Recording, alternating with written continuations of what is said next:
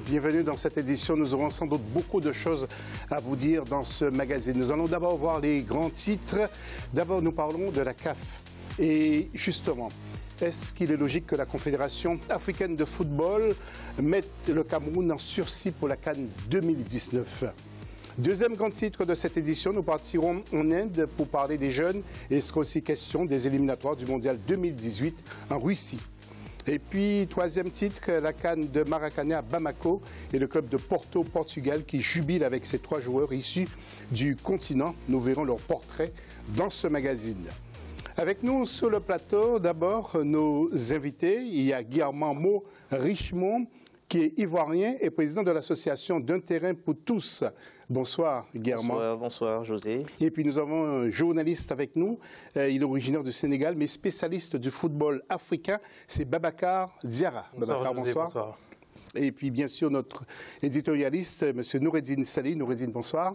Bonsoir José, bonsoir à tous. Et avec vous, bien sûr, messieurs, nous allons traiter l'actualité, commenter, etc., échange d'idées sur le plateau de l'AFC. Tout de suite, un clin d'œil aux internautes.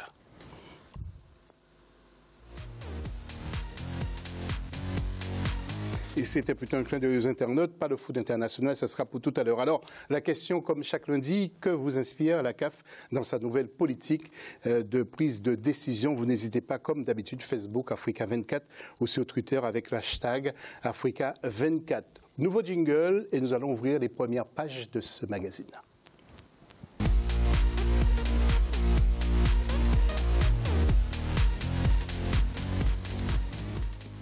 À la une, donc, Coupe des clubs. Nous allons voir comment se sont comportés justement les clubs lors de ces matchs allés des demi-finales de la Ligue des Champions. Rappelons que l'Afrique du Nord était fortement représentée avec 4 équipes en Ligue des Champions et 2 en Coupe de la Confédération. Le point avec notre rédaction et les commentaires sont assurés par Fanny Monici et nous commençons par la Coupe de la Confédération.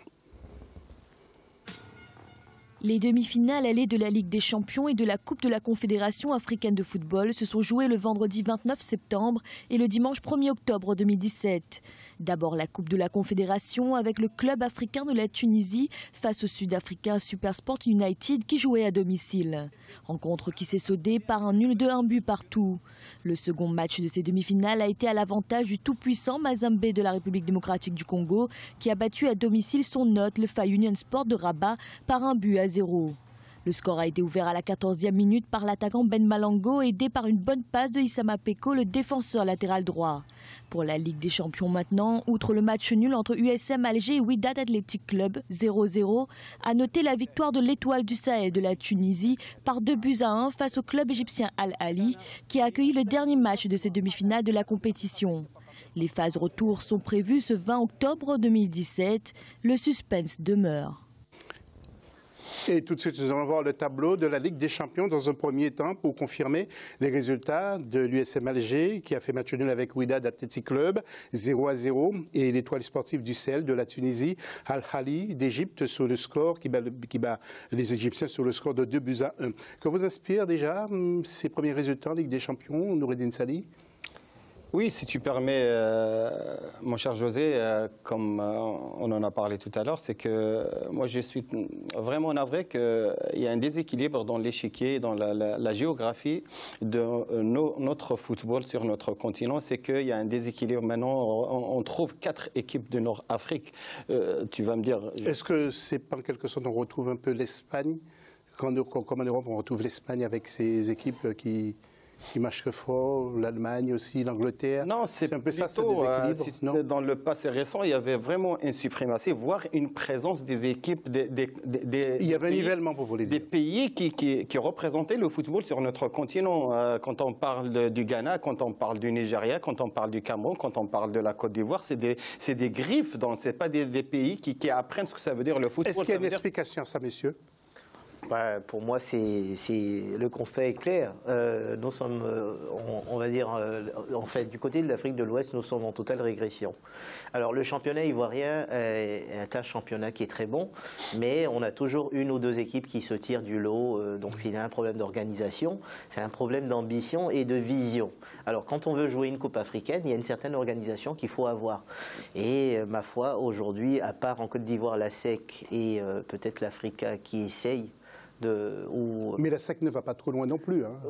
Oui, ben justement, c'est pour ça que je dis que le constat est sans équivoque. C'est même pas dans l'ADN des clubs d'Afrique subsaharienne. En fait, depuis quelques années, on remarque qu'à part Mazembe, il y a peu de clubs d'Afrique subsaharienne qui vont très très loin dans les compétitions de clubs internationales. On a l'impression que même les supporters ne sont pas passionnés par ces compétitions-là, alors qu'en Afrique du Nord, pour le coup, on voit les stades pleins. Moi, je ne suis pas trop d'accord, parce que moi je pense que si aujourd'hui un club comme la SEC, enfin je pense que c'est un peu partout, n'importe quel club qui se retrouverait en quart de finale ou en demi-finale. Mais je parle même de la phase de poule. Pour le coup, en phase de poule, il y a des matchs. Je pense qu'il y a un retour quand même des équipes de l'Afrique du Sud avec Sundowns l'année dernière. Et cette année, ils ont placé quand même une équipe en quart de finale qui était Sundowns. Et là, il y a une équipe qui joue les demi-finales. Je pense que aussi, tu as évoqué le problème de gestion. Je pense qu'il y a la politique de gestion de nos clubs. Ils sont restés archaïques à un certain moment. Quand tu vois le seul TP Mazembe qui essaye de résister actuellement, pas que par rapport aux équipes nord-africaines, mais surtout aussi pour essayer de garder ces pépites.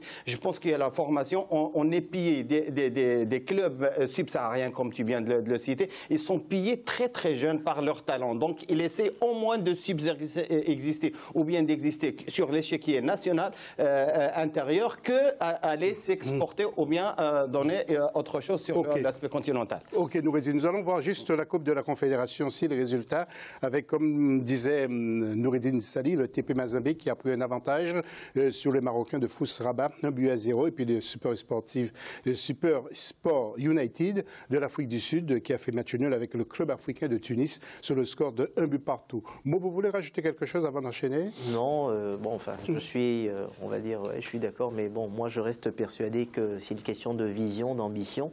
Dans un pays, il y a un gros vivier en Afrique, hein. Donc moi je pense que c'est une question de gestion. Quels que soient les joueurs qu'on perd, les jeunes talents qu'on perd, moi je pense qu'il y a le potentiel nécessaire et quand on regarde la politique sportive de chaque pays ou même de chaque club, il y a beaucoup de choses à faire. Donc je pense que le problème est d'abord au niveau de l'organisation. Ok, en tout cas, j'espère que bien que les instances de la CAF vous ont écouté, vous écoutent ce soir et puis peut-être repenser à cette Coupe des clubs et puis passionner un peu plus les équipes qui y participent. Alors, maintenant, messieurs, un sujet, alors que tout le monde retient son souffle, le Cameroun, surtout pour le Cameroun, en vue de l'organisation de la CAN 2019, le ministre des Sports a procédé à quelques changements au sein de la commission d'organisation pour remplacer Tombi Aroko et mieux préparer l'audit justement à venir pour évaluer l'état de l'avancement des travaux dans les différents stades du pays. Réunis le samedi 23 septembre à Accra au Ghana, en assemblée générale, plusieurs décisions ont été prises et notamment le retrait du CHAN au Kenya. Le Cameroun, lui, prochain pays hôte de la CAN 2019, bénéficie d'un sursis. Voyons ce sujet de Viviane Baoken, après on en parle sur le plateau. Pour le comité local d'organisation, même s'il n'a jamais été question de retirer l'organisation au Cameroun, il était nécessaire que la CAF se prononce. Il y avait des informations effectivement qui circulaient sur l'impréparation de la part du Cameroun de cet événement. Je pense que la CAF très rapidement a remis les pendules à l'heure, bien avant cette réunion d'Accra. Et donc, nous n'avons pas du tout été étonnés de cette décision de la CAF. Naturellement, nous nous en réjouissons. Face à ce challenge renouvelé pour le Cameroun, il est désormais question de mettre une fois de plus le pied sur l'accélérateur des travaux des infrastructures devant abriter cet événement en 2019. Le grand accent qu'il faudra désormais mettre, dire accélérer les travaux, le stade d'Olembe, le stade de Japoma, qui sont des infrastructures majeures de cette Coupe d'Afrique des Nations qui va se tenir ici même au Cameroun.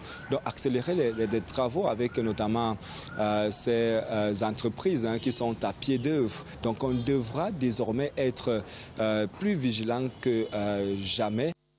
Un rappel, quelques jours avant la commission d'audit manquée d'août 2017, le président de la CAF, en visite de travail au Burkina Faso, avait indiqué l'incapacité du Cameroun à organiser une CAN, même à 4 équipes. Pour certains observateurs, ce sursis offert par la CAF peut être fatal. Mais pour d'autres, c'est une lueur d'espoir pour le Cameroun qui tient à organiser cette compétition continentale. Babacar, cette nouvelle administration de la CAF veut en quelque sorte, selon vous, détricoter ce qui a été fait par Issa Hayatou? En tout cas, Ahmed prend des décisions assez rapides. On a vu avec le CHAN qui a été enlevé au Kenya. Moi, il y a une question qui m'interpelle. En tout cas, il y a eu ce symposium qui a eu lieu au mois de juillet. On a décidé de passer à une CAN à 24 équipes. Il y a 3 CAN qui ont été attribuées d'affilée, Cameroun, Côte d'Ivoire et Guinée. Pourquoi absolument vouloir que le Cameroun organise une première CAN à 24 équipes? On aurait pu attendre 2021, sachant que déjà, on ne sait pas si les stades seront prêts pour dans 2 ans maintenant, en 2019. On s'est peut-être un peu précipité du côté de la CAF. On aurait pu attendre. Alors, ce sont les moyens, selon vous? S'il y a plus un problème de moyens? Là, on a mis la pression, mis la pression sur le Cameroun, alors qu'on aurait pu attendre 2 ans de plus, laisser une dernière CAN, en tout cas, à 16 équipes en 2019, puis ensuite basculer à 24 un peu plus tard, si c'était la décision que la CAF voulait. Là, on s'est peut-être un peu précipité du côté de la CAF, je pense. Moi et Noureddine, que pensez-vous? Nous allons peut-être ouvrir le débat, mais ce sera juste après ça, d'abord.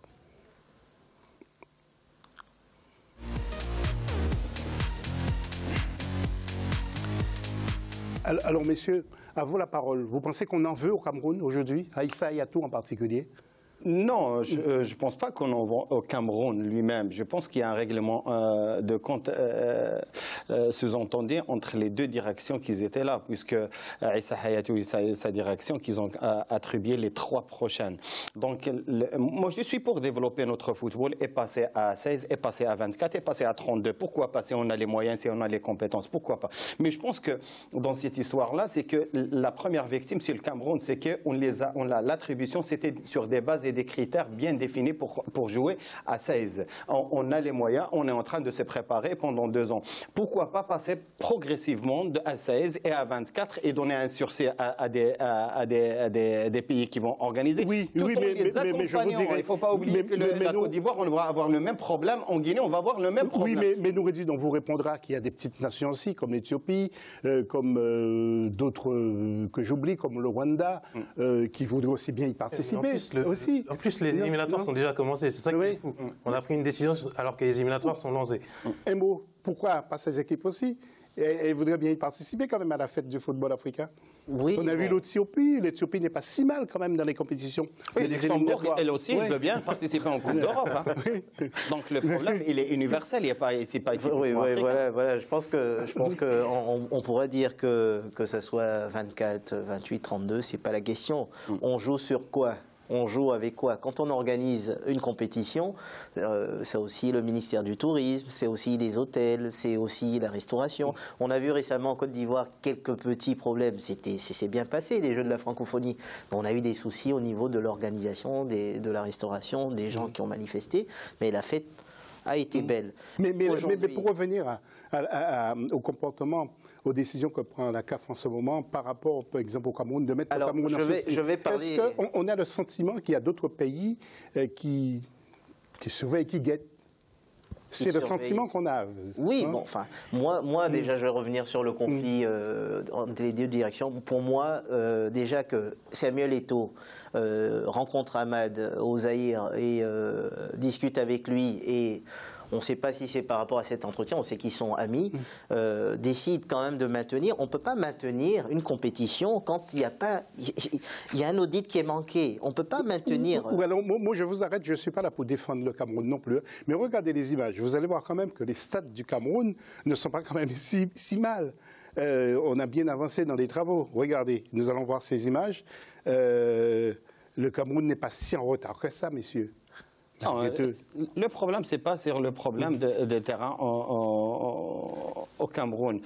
C'est que le fait de passer de 16 à 24, ça veut dire que tu vas avoir plus besoin de monde qui vont arriver, besoin d'autres infrastructures. Et le cahier de charge qui a été posé à la Fédération du Cameroun, elle a répondu présent, moi je suis capable d'accomplir ma mission par rapport à ce qu'ils est en train de me présenter. Là, 1 an plus tard, moi aussi je suis comme toi, je ne prends pas la défense du Cameroun, mais le Cameroun, je pense qu'il est victime dans cette histoire-là. Parce que la fédération actuelle veut passer à 24 ou à 32, c'est à elle de prendre ses responsabilités. Moi, je vous ai donné le cahier de charge que vous m'avez donné, il est accompli pour moi. Oui. Alors, concernant le Kenya maintenant, on va voir que le Kenya, pour problème de retard sur les stades, la CAF a décidé carrément de retirer le CHAN au Kenya. Nous allons voir les stades du Kenya, il n'y a pas grand-chose à dire par rapport au Kenya. Le Kenya s'est enfoncé lui-même, non? Oui, mais bon, moi j'ai cru entendre que c'était par rapport aux élections, c'était une situation délétère sécuritaire par rapport aux élections, et 3 mois après il y avait la compétition. Ça, voilà. Mais moi je vais rabâcher la même chose. Il faut donner les moyens aux autres pays de se développer. On a des grands pays qui ne sont pas prêts à organiser des compétitions, alors les petits pays encore moins. Alors globalement, qu'est-ce qu'on fait pour l'Afrique en fait? Est-ce qu'on gère tout ça comme des États? Enfin, on rencontre les mêmes problèmes partout. Moi, je trouve ça un peu... pour l'Afrique, pour l'image de l'Afrique, déjà, cette histoire de Cameroun, de Kenya, c'est une mauvaise image. Alors, est-ce que le Cameroun doit organiser sa CAN 2010? Pour moi, quand un audit est raté, quand il y a des problèmes à la base et quand on n'est pas prêt, on ne donne pas de seconde chance. C'est où on est prêt, là, il faut être équitable avec tout le monde. Où on l'est, où on ne l'est pas. Ça s'arrête là. Il faut que la condition soit organisée dans d'excellentes conditions. Donc autant prendre une décision le plus tôt possible.